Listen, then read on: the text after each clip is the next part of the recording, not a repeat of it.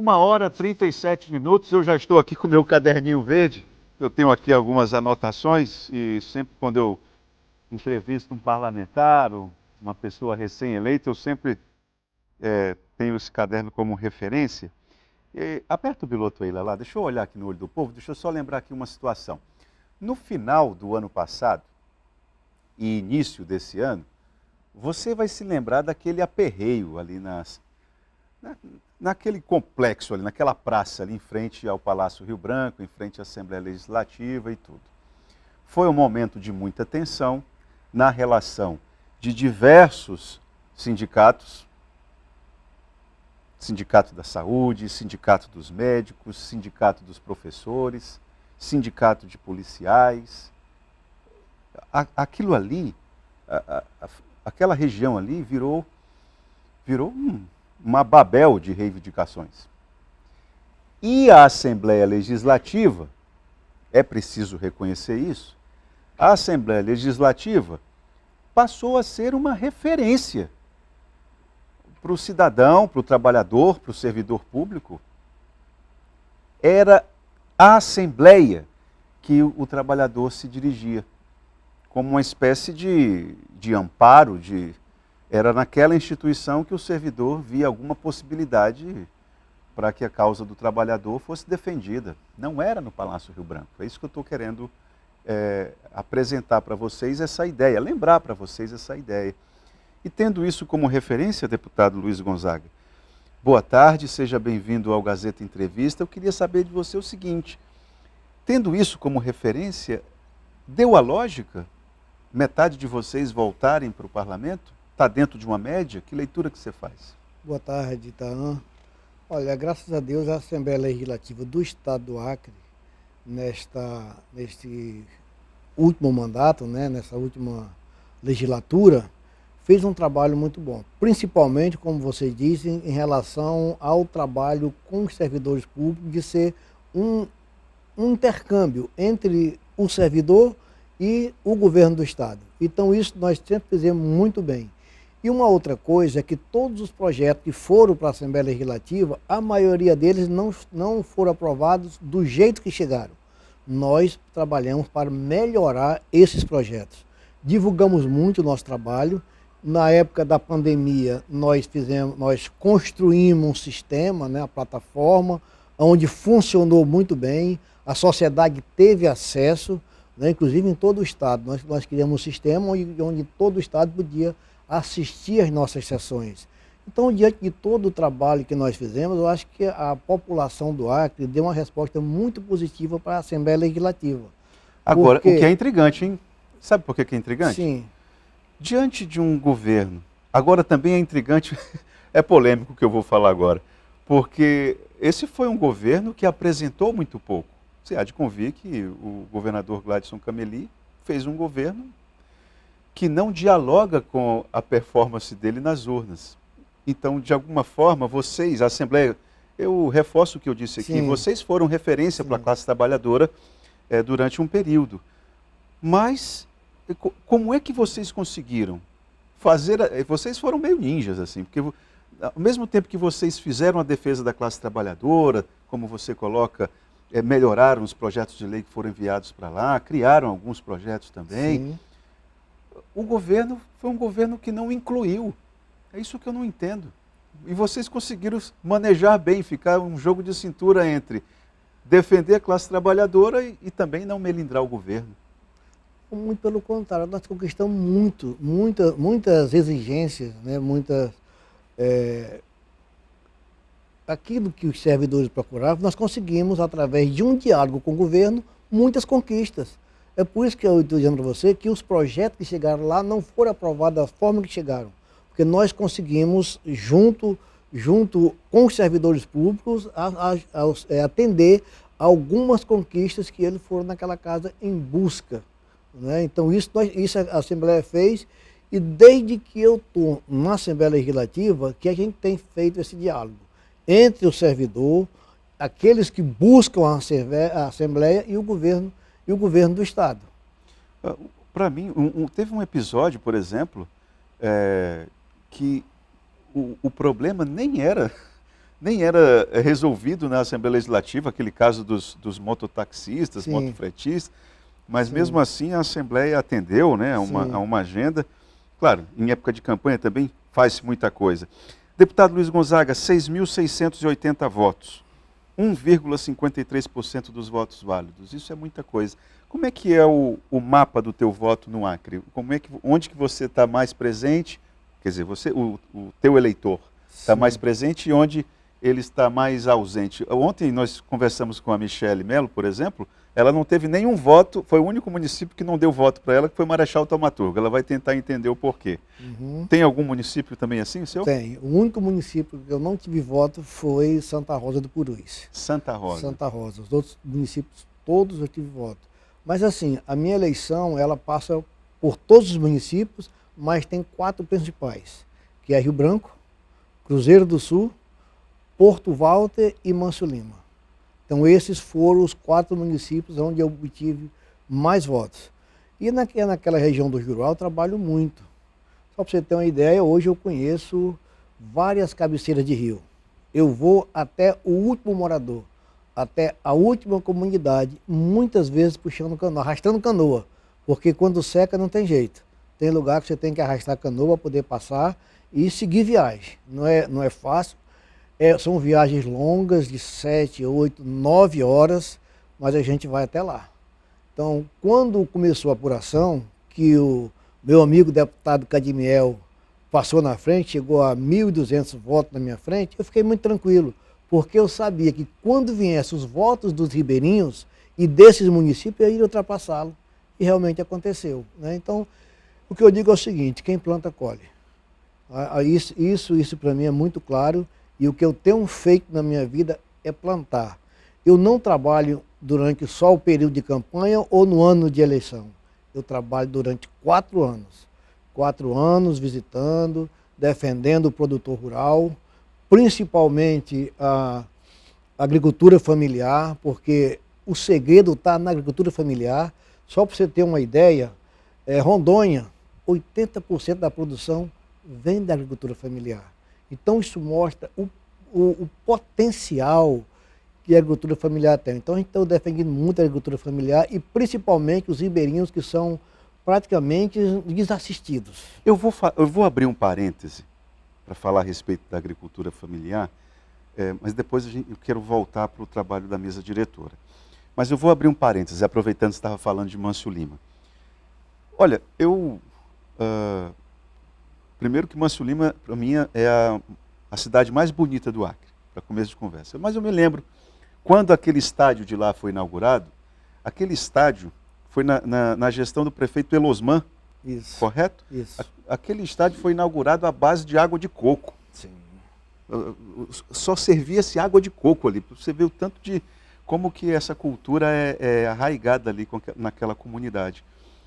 E eu me lembro que na gestão, já fazendo um pulo no tempo, na gestão do ex-governador Tião Viana, ele investiu pesado no fomento, no incentivo à produção de coco. É um coco anão, ele Sim. É um coco mais baixinho.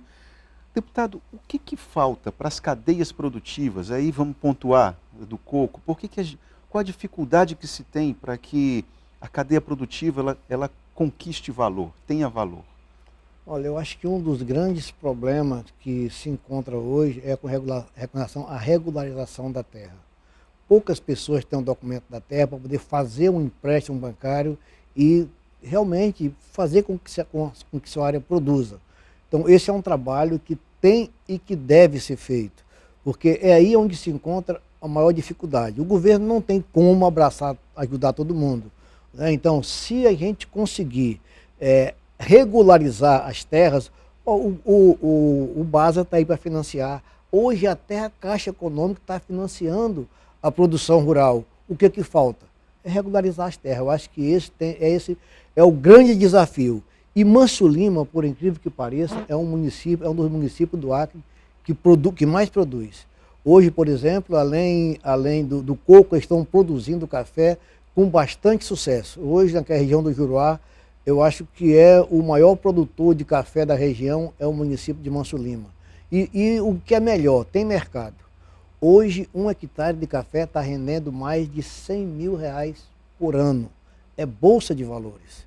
Por exemplo, 1 hectare está dando, se ela for feita da forma, de uma forma que se trabalhe a terra, não é? Então ela dá até 140 sacos de café por ano, por hectare, né? Então isso aí, se você for colocar o preço mínimo, geralmente ele varia de 750 a R$1.050. No valor mínimo já dá R$100 mil por ano. Aliás, o café que tem vindo lá do Juruá é de uma qualidade, a embalagem é uma coisa assim, fora do padrão. Fora do padrão. Agora, quer dizer, muito acima. Quando eu falo fora do padrão é porque é muito acima. Sim.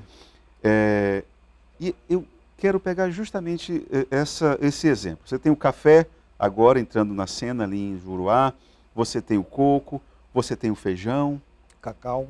o cacau. Agora o feijão tem uma... O cajão que é de Porto Walter, que é de Marechal Thaumaturgo. Agora o feijão... Cruzeiro do Sul pega fama. Pega fama, mas o feijão tem umas coisas muito importantes. O feijão de praia é um feijão orgânico. Um dos meus projetos para o próximo ano é justamente utilizar mais as nossas praias, justamente no plantio de feijão orgânico e ter um mercado fantástico. Tudo que produz vende.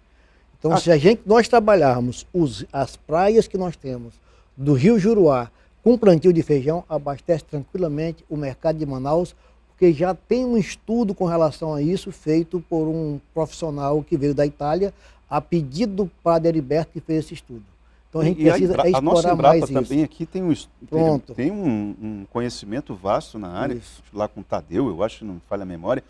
Mas então, o que eu quero entender é isso, como é que o governo, você falou a respeito do feijão, que é uma produção orgânica. Isso, orgânico. O cacau dali também também é. E com o selinho da Amazônia, né? Você imagina produzir chocolate da Amazônia, você imagina o que isso rende de valor, né? É verdade. E o governo parece que, sabendo dessas coisas, o senhor tem uma leitura a respeito do assunto e a coisa não vai. É isso que eu não entendo. Olha, eu acredito que nós vivemos aí um período de pandemia que foi muito difícil. Né?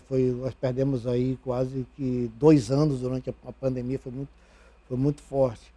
Mas eu acredito, pelo menos o governo tem dito isso, que nesse próximo governo vai investir muito nessa área de produção. Melhor está por vir, né? O que ele fala? É o que ele fala, melhor está por vir, é isso que a gente espera, porque sem produção, então, não há solução, não tem como o Estado crescer, não tem como desenvolver, não tem como gerar emprego.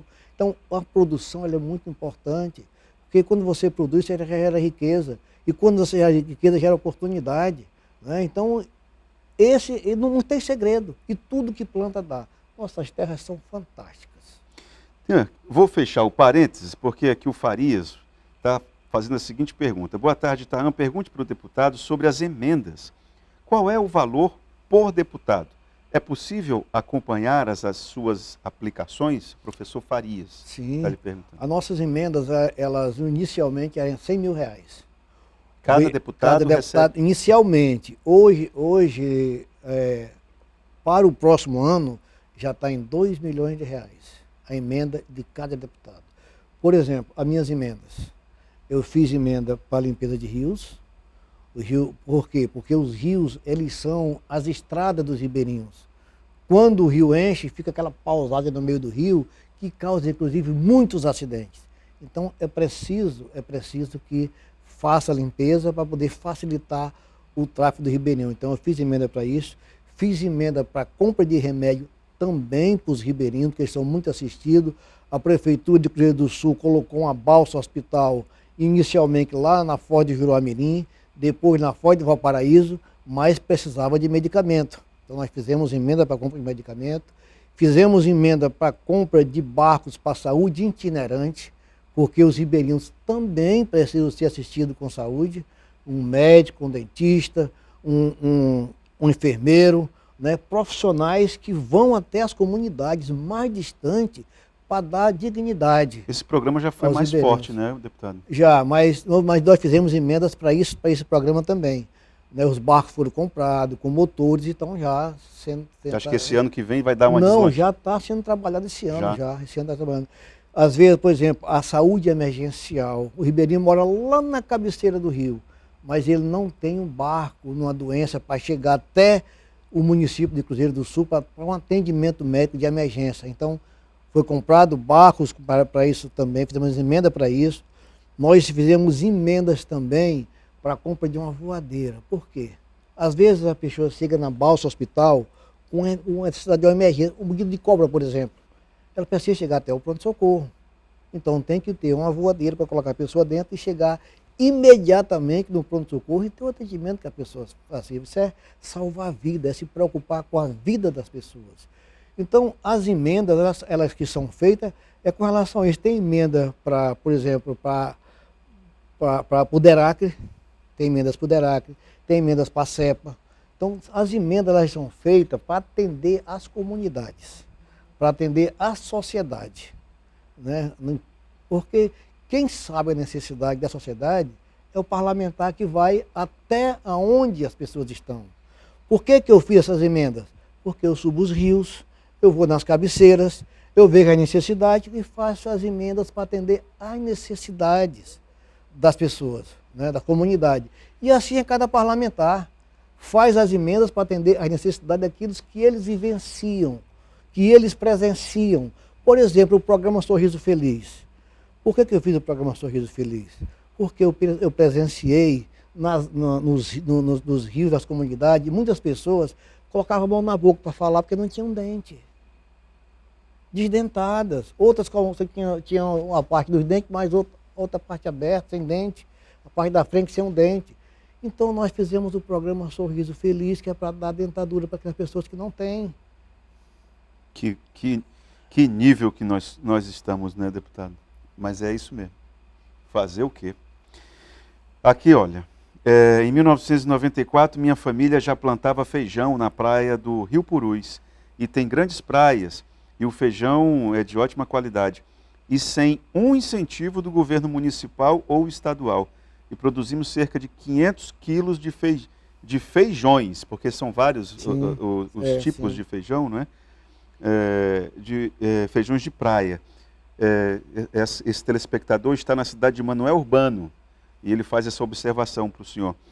Bom, antes, a Agência de Negócios do Acre, já abrindo de novo aqui o parênteses, falando a respeito de produção, a Agência de Negócios do Acre, que ainda existe hoje, inclusive, digamos, responde juridicamente por esses grandes projetos aí do governo, ela tinha essa missão de promover esses produtos.